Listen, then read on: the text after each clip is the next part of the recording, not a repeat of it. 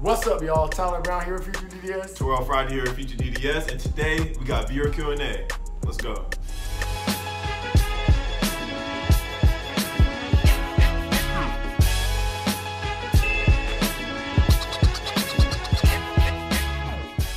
Your first time visiting our channel, what me and Terrell do is we make videos to help pre-dentals get into school, as well as show the world our dental experience. So if you haven't already, make sure you hit the subscribe button below, make sure you hit the notification bell below, and subscribe to our channel. Alright, y'all, so since we're going through our summer vacation, 2 weeks. 2 weeks of it, we thought it would be a great time for us to answer some of the questions that we received via Instagram, via email, and just answer them on video so that everybody could see the answers. So here we go. Alright, so question number 1. Starting next year, I'm worried about the workload and being able to study it. How exactly do you guys study? And what would you say is the hardest thing to get used to in lab? Alright, so how I study is basically look at the lecture notes or the slides while I'm listening to the lecture capture right next to it, like with my monitor. I have the lecture capture, and on my laptop I have the slides, and then I actually write it out, like handwrite all the notes out, and I color code it with different pens. And this just helps me because, if you write at the top of the page, it's like kind of the beginning of the lecture, more towards the bottom might be towards the end, and the color coding kind of helps me with just like differentiating different topics. In lab, the hardest part is gotta be indirect vision. That's just like, it's kind of weird, just like looking through the mirror and trying to do everything's kind of reversed, so that was the hardest thing to get used to. And so for me, the hardest thing was really just like the wax ups. It was the first thing that we saw when we came into operative. And granted, I've definitely done things with my hands before, but really using the tools, manipulating the wax, I don't know why, but it was hard for me at first. And that's when we were also learning the tooth structure. So it's like every single little cuts, every groove, we had to make it perfect. And I was just kind of like, oh, okay, I didn't know there were these many lines on the tooth, So all of that at one time was a lot. But as far as how I study, I don't use any paper.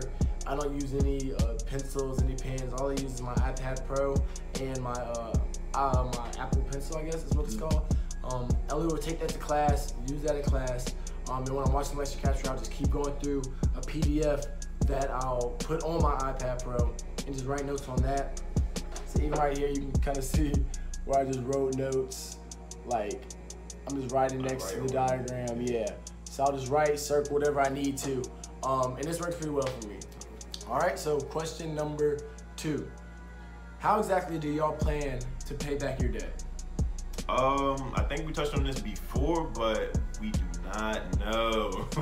No, I don't think anybody truly knows if you have that much debt that, school accrues exactly how they're going to pay it back. But most dentists do reassure us that not to worry about it and just focus on, task at hand, and things kind of work out for themselves at the end of the day. Yeah, that's the way you have to, look at it.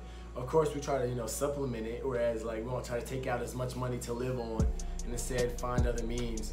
But yeah, right now, focus on learning, and that's really the main priority. If anything, just maybe look ahead and just kind of try to game plan it for the future, but budget, yeah, truly. Budget. All right, so question number 3. I'm reapplying to school. Should I address things that may be seen as negative, or should I wait till the school brings them up?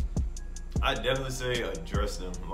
Bring it up in your personal statement or somewhere in your application if you can. Maybe even get in touch with the school admissions department, and kind of explain your situation to them, and your, you wanting to apply. But definitely address it in some type of way, especially if it's molded you and how you've gotten to this point, or it was maybe like a catalyst to change your what you were doing positively. Then definitely address it. Yeah, definitely address it. Always be honest, because if they want to find something out, they will. They will definitely find it out. Yeah. So and if you do have, you might be talking about a dip in your grades or whatever it may be. Like Terrell said, as long as it's made you a better person, I think dental school really cares about good people, not necessarily the best academic, star, whatever it may be, but literally just people who are good people. Genuine people, yeah. If that experience has shaped you into what you are today, which I'm sure is a great person, then you should be okay. You just disclose it. Question number 4.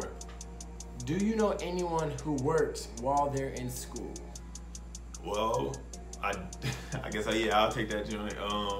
I drive myself, like I drive Lyft myself, so I guess technically I work. It's very flexible, so I can kind of, you know, pick and choose when I decide to work. But I do know people that have like a more consistent, you know, just part-time job, maybe on the weekends, and they've kind of worked something out with their boss where maybe they only work 1 or 2 days out of the week. So, or maybe, you know, maybe just like summer situation, something like that. So definitely people do work. I wouldn't suggest working or trying to do it really early. Definitely get comfortable with schoolwork, school grind first. Excuse me, everybody. That's mom. But yeah, like I'm saying, I wouldn't suggest starting it as soon as you get to school, trying to jump out there and get like a full-time job or a consistent part-time job, because you don't know how you can deal with schoolwork yet. Okay, and our last question. How do you think that admissions committees feel about courses being retaken after graduation? Okay. I think they definitely, I mean, they encourage master's programs and like post-bacs. So I don't think they have an issue with necessarily classes being retaken. I think the most important thing is making sure you're doing better in those classes. Exactly. So exactly. Make sure you get a higher grade. You know, if you take biology for the second time and you know you make the same grade or worse, it might kind of show a lack of, you know, lack of determination on your part. And granted, we both know, everybody knows that things happen, but you know, you just don't want to give these admissions committee any excuse, you know, to slide your application to the side. Yeah. So just make sure you do what you have to do in order to make that A in all the classes that you retake. Look at that master's and that post-bac like a second chance if you are retaking Literally. a course that you've taken before. Like if you didn't get an A, like you know exactly. I mean, you already taken it. So what did you have to do to change? What were you lacking on before? And just fill those gaps in. And you should at least get a letter grade above whatever you got before. All right, y'all, so that's gonna wrap it up for the question and answer for the summer. Thank you guys for all the questions that you guys provide. Keep them coming. Like we love answering these questions. We like responding to you, and there's many more, you know, that we didn't get a chance to get to. But you know, if you have any question, you can add it down to the comment section below. And if it's more personal, you can go over to Instagram and send us a DM at _FutureDDS. As always, thank you for joining us. Hit that subscribe button, hit the notification bell, so you know whenever we post some new content. And that is going to wrap it up. That's it. All right, now. Have a good See night. y'all later.